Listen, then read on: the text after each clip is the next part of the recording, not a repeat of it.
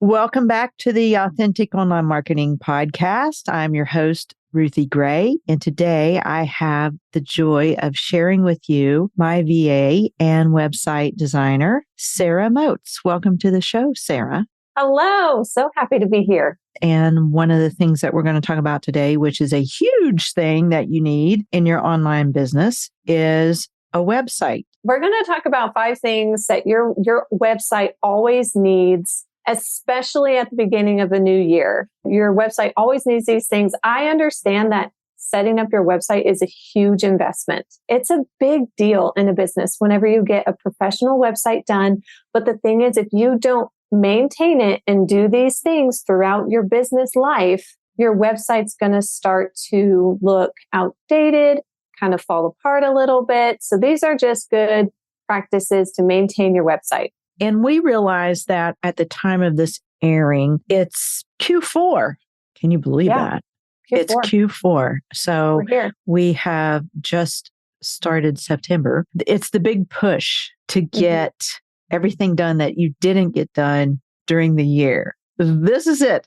I'm releasing my book. Sara's sending her oldest to school. And I'm sure you have projects that you are trying to wrap up. So we're all trying to do the thing, but our goal is for you to just have 1 or 2 takeaways that you can go back to your website and do right now, and it won't take very much time at all. And now, listen in. Welcome to Authentic Online Marketing with Ruthie Gray. Growing awareness for your blog, podcast, book, or product involves more than dancing to reels and yelling, "Buy my thing." This show models quality over clamor so you can put your spin on your message and market in a way that feels authentic to you, because nobody wants to sound like an infomercial. And now, here's your host, Ruthie Gray. Okay, so today we're going to give you basically in Q4, we're going to give you a few things to just go ahead and do right now to be ready for, the holidays, Black Friday, things like that you may have a launch for, but also things that maybe you don't have time to do right now, but you can have them ready. At the very least, you can have them ready for the new year for 2024 for your website. Right, Sara? Yes. So we have 5 quick tips for you. You can pick and choose what you have time for. Either way, these things have got to get done. What's the first thing we should do on our website to keep it current and fresh? The first thing you're going to want to do is you're going to want to make sure that your copyright date in the footer, which is the very bottom of your website, says 2023. This always needs to be updated by January. If it says anything later, get it up to date right now. Basically, it identifies your work on the website as yours. So by doing so, it helps people who want to use your work or like maybe share your work, pull from your blog post, pull from your podcast to locate the owner of the content, which is you, and obtain permission to use your information. It also shows the work's first year of publication. So it's just a very simple thing that takes, 2 minutes, maybe less. It literally is just as simple as going in and erasing the 2 and putting the 3, or next year to be erase the 3 and put the 4. But you want to make sure your website is current. In other words, you might have a website that sells something, or you may have a blog or a podcast or whatever your website is for needs to be current and fresh with the year that you are in. Yes. In other words. Okay. That is correct. So that was number 1. Change your year at the bottom beside your copyright, right? Copyright. Yes. So number 2, okay, we all know about SEO, search engine optimization, but sometimes that seems like a big, scary term.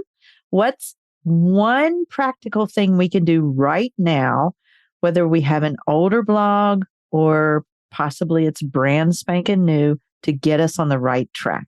With search engine optimization, whenever you have a low SEO score, or, well, it's not even a score, but it's just a way that Google ranks you.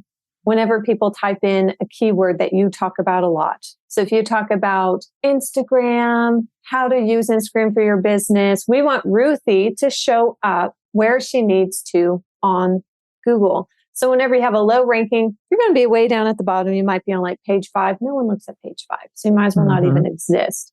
So we want your score to be as high as possible.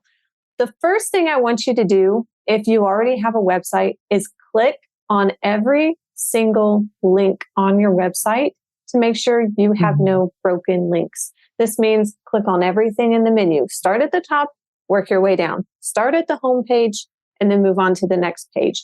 If you have links on your blog that might go to someone else's blog post, or maybe you're referencing a PDF somewhere, make sure everything works.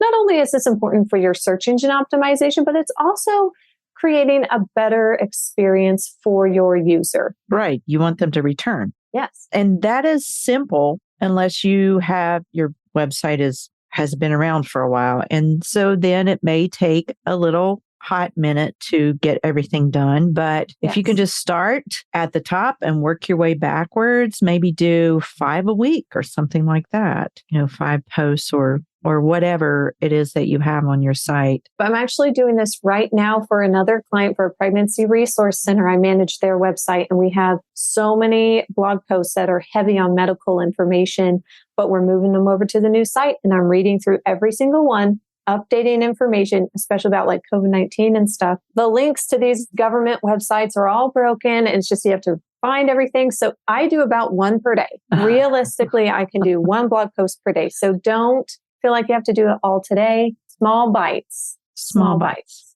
I like that. That's made it more simplified. Yeah. All right, let's go to number 3. How can we catch and keep a brand new visitor's attention? This is a good one. Content is king. I am a website designer. I live and breathe graphics and branding and all of that. However, if your content is not up to date, or it does not catch your viewers' attention, if you're not truly speaking to your target audience, you're not doing it right. You have to do that. So please just read through your content as if you were a first-time visitor and you truly knew nothing about what you do. Check for things like abbreviations that you live and breathe, but someone else does not. For example, we just talked about SEO, and we could have not told you what SEO was. But I know some of you listening might not be familiar with SEO, search engine optimization. I explained what it was. Make sure you're doing that on your website as well. Do you have a clear call to action, like a button that says book now, learn more, something like that? I rarely link it to the About Us page, because really it's about your user. It's about your target audience. So whatever is the main action you want them to take, have that be your call to action before the fold. So before the fold is whenever you're on your desktop or your phone, and if you have to scroll down, anything before you have to scroll down is called before the fold. So you want there to be a clear call to action before the fold. People should know exactly how you help them before the fold. That's a lot to pack into such a small spot, but really try and be succinct. If you have to hire a copywriter to get that done, get it done. It's so important. It's such a simple change that can go such a long way. Yes. And something else that you could do is have a member of your family read your website. Have your mom read your website. Does it make sense to her?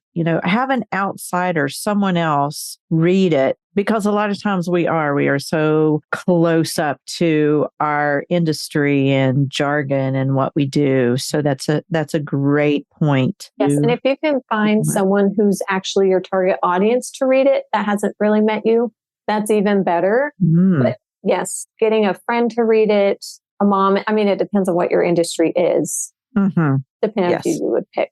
Yeah, fresh eyes always help. Next one, number 4, what's another strategy we can use to keep traffic coming to our websites? Well, first you have to know what traffic is coming to your website, if any. So you need to have Google Analytics installed on your website. And a lot of stuff happened with Google Analytics this year. The Universal Analytics is no longer a thing. I loved Universal Analytics. I ran so many reports, like I had it down.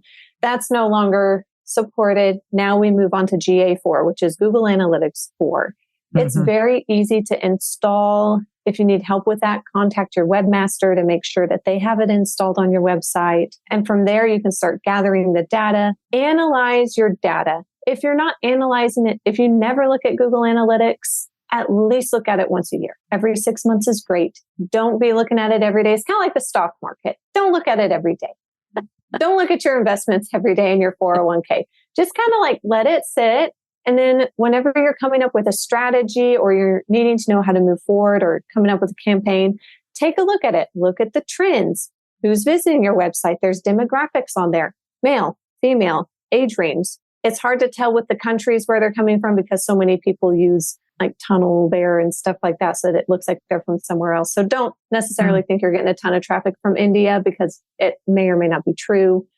So just really start compiling the data so you can make informed decisions for your upcoming quarter. There is so much good stuff that you can learn about your audience in Google Analytics. I did a brand voice workshop last year and showed where my traffic was coming from for different things. And based on that information, I made email opt-ins and products. And I know the gals at the workshop were very surprised that you can get all of that information, but it is crucial to know instead of just going blindly into the fray and posting whatever. You need to know who your audience is and their likes and dislikes and preferences and where they come from. So that's a good one. Yeah.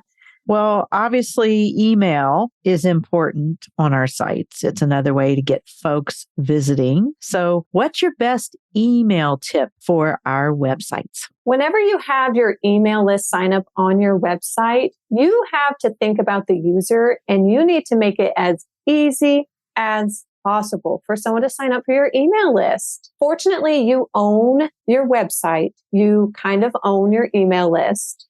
You do not own social media and they could drop you at any moment. I mean, you just know you get hacked. Amen. Accounts get lost. It is just so scary out there and you don't show up in people's feeds.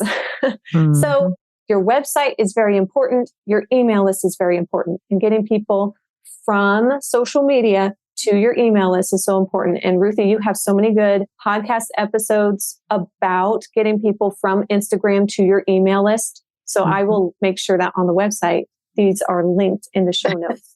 So you can listen to those as well, you guys. So good idea. Make sure that it's just so easy on your website for people to get signed up. The more clicks a user has to do to sign up for your email list, like maybe you say, click here to sign up for the email list. Then it takes you to another page and then they have to fill out the form. Too many steps. It's too much. Do not do that. Embed your email list into places like on your homepage. Embed the actual form into the footer of your website so that as people scroll, I didn't know I wanted to sign up for an email list, but it's right here. Might as well fill that out. It's on every single page of your site because it's in the footer. So easy. Embed it into every blog post. Like just embed it instead of having it be its own separate page. That way it's a no-brainer for people to just sign up. Amen to that. And I love what Sara has done for our website. If you are wanting kind of an example of what to do, you can go to our website, AuthenticOnlineMarketing.com, which Sara built, and you can look at the different places that we have email opt-ins. We have one at the top. We have a couple in the middle. Like she said, the footer, it is amazing to me, this footer, because when she asked me for one for the footer, I thought nobody is going to go down that far. And I get signups all the time from this footer that if you've been to our website, you know that I love 70s lingo because I'm a child of the 70s and it's content marketing so easy. Your mom or Carol Brady could do it. So if you read through the copy, you'll see different references to that. But this last opt-in says, join our cool newsletter, groovy marketing tips that will make your content as classy as a Jaclyn Smith commercial. And I've gotten so many people that have that caught their attention because they get it. Jaclyn Smith, one of Charlie's Angels. After Charlie's Angels was over with, I don't even know if you know this, Sarah.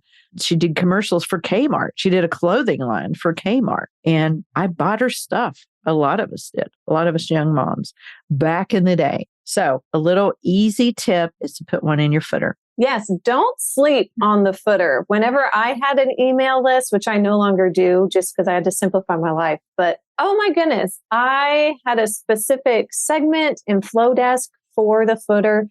I would get so many signups from it just because it was so easy. I would just tell people, just scroll down to the footer of my website, sign up for my email list. They're like, oh yeah, sure, done. Done. And you don't have to tell them motesdesign.com/email list or whatever. Nope, just scroll to the very bottom of the website. It's right there, babe. Sign up. Yep. So simple. Well, these have been great tips to review. Number 1 was change the copyright year in your footer of your website. Make sure that it is up to date. Then number 2 was make sure for SEO purposes that we click on every link on your website to make sure it all works. There we go. Number 3, update your content. Don't rewrite your whole site. Just read through it as if you're a first-time user. Number 4, check your Google Analytics. Read it. Look at it. Observe it.